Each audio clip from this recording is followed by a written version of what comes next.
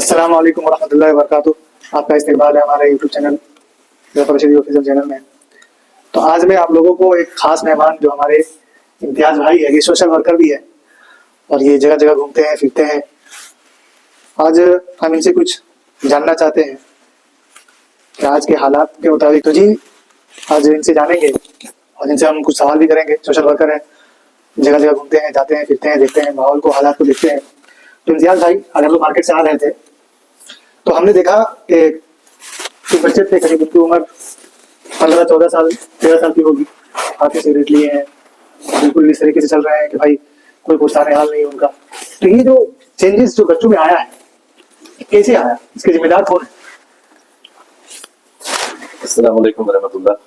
मैं जफर साहब का शुक्रिया अदा करता हूँ कि उन्होंने मुझे मौका दिया इस मौजूद पे बोलने के लिए, और मैं शुक्रिया अदा करता हूँ कि उन्होंने इस काबिल समझा।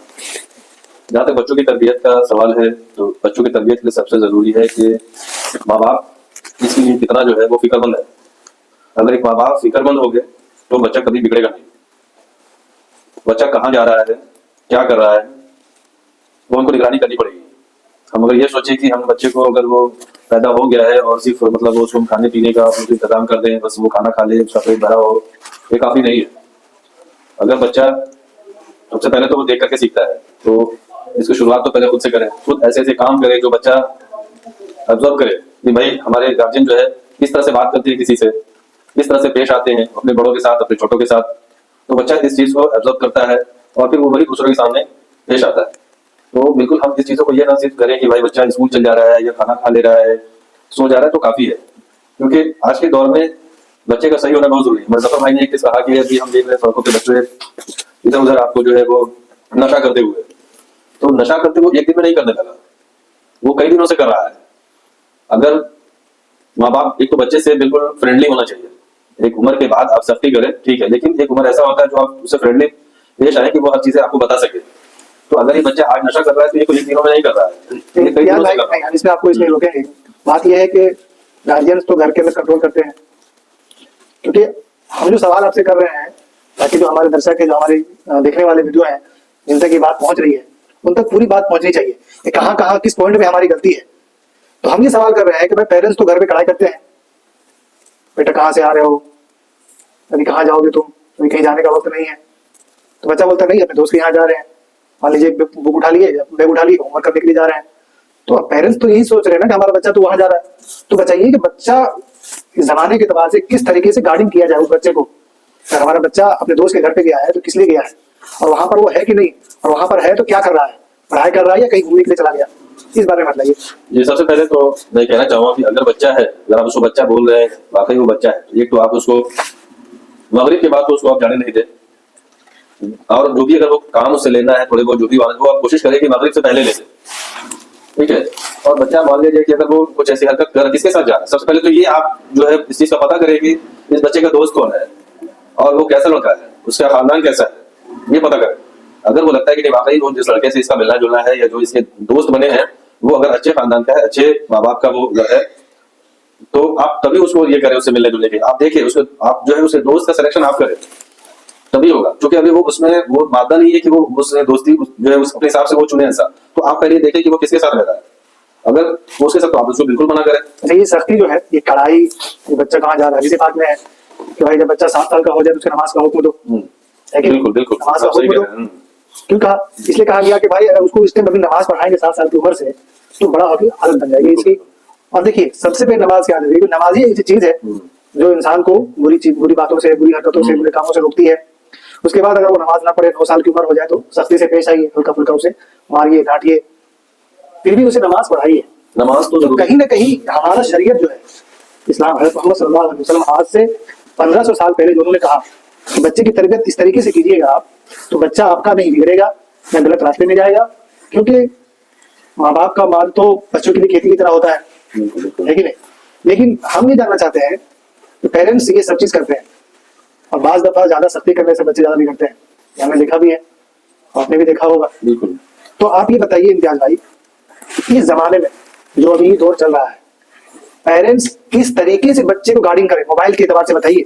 अगर बच्चे मोबाइल यूज कर रहे हैं तो मोबाइल को कब तक यूज करना है और कहाँ यूज करना है, ये बताइए। तो ये तो बड़ा अच्छी आपने एक बड़ी सी बात कही कि भाई बच्चों में जो है वो दीनदारी जो है वो उसको सिखाया जाए और कहीं ना कहीं नमाज जो है उसको जोड़ा जाए 4 साल के बाद। मैं आप एक चीज ये कहूंगा कि नमाज से आप उसको जोड़ेंगे तो नहीं जोड़ेंगे, आप उसको बोलेंगे आप सबसे पहले तो खुद नमाज का पाबंद हो। आप जब नमाज का पाबंद होंगे तो वो खुद देख के जुड़ेगा। अगर आप नमाज नहीं पढ़ रहे हैं तो उस और सिर्फ उसको बोल रहे हैं कि जाकर के पढ़ लो, जाकर के तुम जोहर का पढ़ लो, जाकर के तुम इशा का पढ़ लो, तो ऐसे नहीं है। अगर मान लिया जाए कि मर्द है तो जाएंगे तो साथ में जाएगा बच्चा, अगर मर्द नहीं है शक्ल में कोई तो औरतें घर पे पढ़े, तो जब घर पे पढ़ेंगे तो हो सकता है कि वो जो है वो जोहर का, असर का, मगरिब का वो मस्जिद आके पढ़े, बाकी आपका जो इशा का फजर का वो घर पे पढ़ेगा। तो ये आप मगरिब में बोले ठीक है रात इशा में नहीं जाते, लेकिन बाकी में तो आपको उसके साथ आप पढ़ेंगे तो आपको क्या भाई देखिए, आपने जो बहुत अच्छी बात कही है कि बच्चे घर पे नमाज पढ़ ले, इशा का, मगरिब का, रात हो गया हो, फजर का। हम आपको एक वाक्य बताते हैं, ये यहाँ पे एफएम खोलनी है। एक वालिदा जो है अपने बच्चे को, आपने भी सुना होगा, जो बच्चे को फजर के टाइम पर वो लेकर आती है मस्जिद में और बाहर खड़ी रहती है मस्जिद के बाहर और अपने बच्चों को नमाज पढ़वा कर उसके बाद वो घर लेके जाती है। जब यही पेरेंट्स जब अपने बच्चों को सुबह सवेरे बिल्कुल ठंडी, कड़ाके की ठंडी ठंडी पड़ रही हो और 7:30 बजे 8 बजे स्कूल का वक्त हो गया हो, तो यही गार्जियन और यही पेरेंट्स उस बच्चे को स्कूल छोड़ने जाते हुए जाते हैं। तो क्या ये मगरिब, ईशा और फजर की नमाज पढ़वा नहीं सकते मस्जिद में ले जाकर? अगर वाकई तो बच्चे की तरबियत करनी है तो, और अगर नहीं करनी है तो भाई उसके लिए तो भाई बहुत सारा तरबियत करें और कहीं भी वो तवज्जो है और उसका इंपॉर्टेंस है उसके नमाज में। अगर नमाज को इंपॉर्टेंस देते हैं तो सबसे पहले तो वो खुद पढ़ेगा। अगर इंपॉर्टेंस है तो जाहिर सी बात है मेरे लिए उतना इंपॉर्टेंट है, तो हम अगर उस चीज को करेंगे तो जाहिर सी बात है बच्चे भी करेंगे।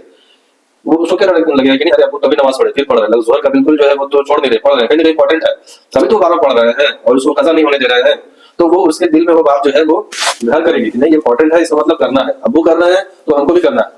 तो इस चीजों से इंपॉर्टेंस बनेगा और कहीं ना कहीं आपको बहुत जबरदस्त, और ये बात आपने कहा कि बहुत सख्ती करने से बच्चा खराब होता है, ये भी बात सही है। तो आप बहुत सारी चीजों में आप उसको ऑप्शन दें, आप उसको करने का ऑप्शन दे कि ठीक है बेटा तुम ये नहीं ये ले लो ये ले, लेकिन कहीं ना कहीं वो आखिरी फैसला वो आपका ही होना चाहिए। एक ऑप्शन आप दीजिए लेकिन साथ में उसको इंपॉर्टेंस बताइए कि ये बेटा तुम्हारे लिए ये सही रहेगा, बाकी तुम देख लो, अगर तुमको लगता है तुम ये ले लो, मेरी मानोगे तुम ये चीजें तुम्हारे लिए सही है। तो आप जब उसको ऑप्शन देंगे ना तब उसको लगेगा कि नहीं वो कहीं ना कहीं हमको ऑप्शन मिल रहा है, लेकिन अब वो है तो ज्यादा बेहतर समझ सकते हैं। तो अब इतना सख्ती नहीं कीजिए कुछ चीजों को जिसका अगर बहुत ज्यादा कोई फर्क नहीं पड़ता है तो आप उसको ऑप्शन भी दे दीजिए, उसको करने के लिए दे दीजिए।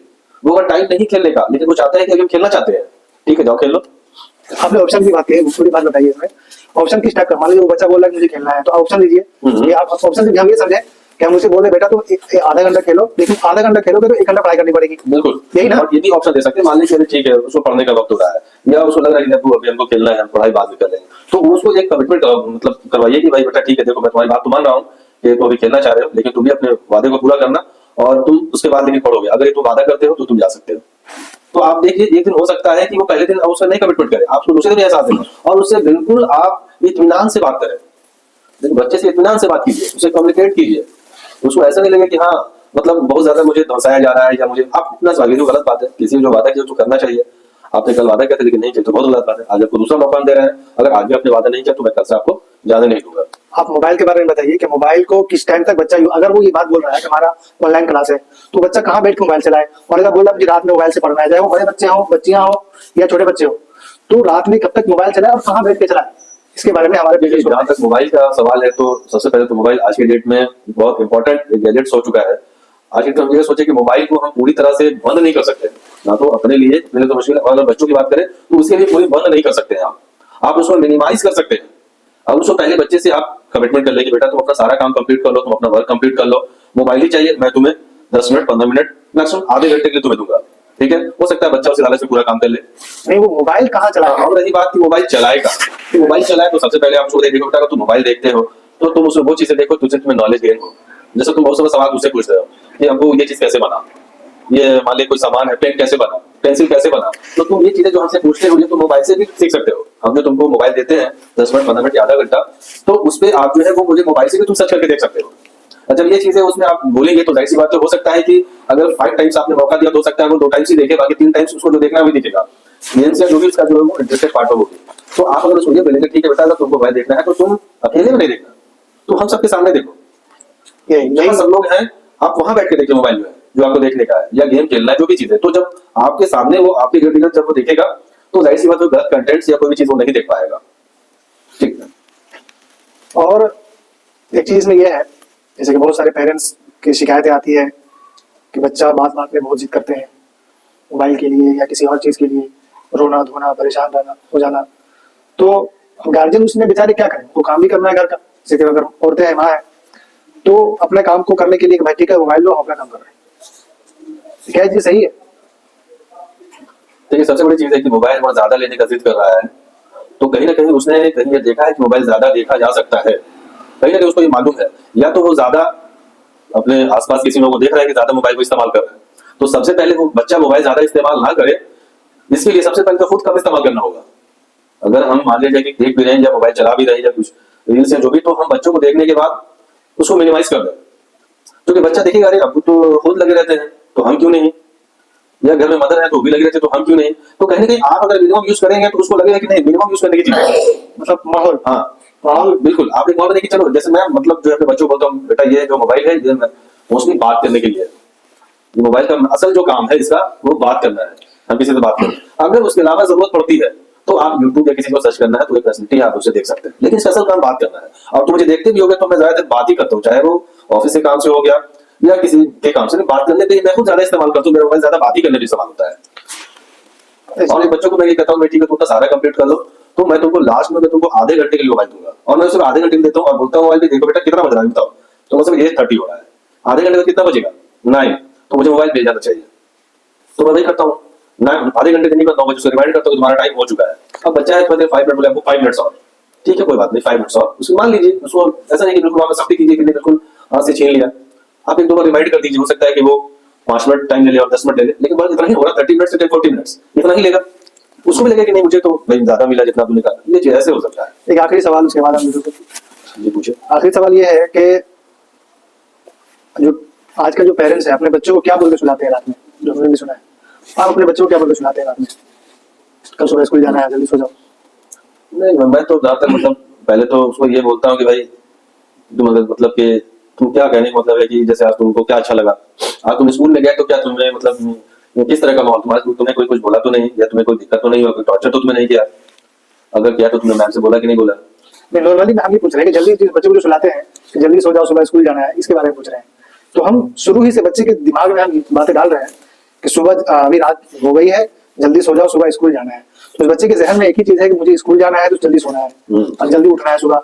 तो ये चीजें कहीं ना कहीं गलत थिंकिंग बच्चों के दिमाग में जा रही है, तो क्या बोल के बच्चों को सुलाया जाए? बच्चों को तो आप अगर बहुत अच्छा होगा, हम लोग जैसे मतलब कि ये मुसलमान है तो हमें जरूरी है कि नमाज का पाबंद होना है, तो आप बच्चों को पहले तो ये बोले कि भाई देखो अगर हम लेट सोएंगे तो हमें फजर में नहीं उठ पाएंगे, पहले आप बच्चों को कोशिश करें फजर का आदत दिलाने की, और जब फजर पे काबू हो जाएगा तो बच्चा ऑटोमेटिकली स्कूल भी जाएगा और वो सारा काम जो सुबह का है वो आसानी से होगा। तो आप सोने से पहले बच्चों को ताकीद करें कि सवेरे सो जाओ, फिर फजर में हम नहीं उठ पाएंगे और नमाज जो है वो भी बहुत हो जाएगी, इसलिए नमाज पे जो है वो काबू पा लेंगे बच्चे।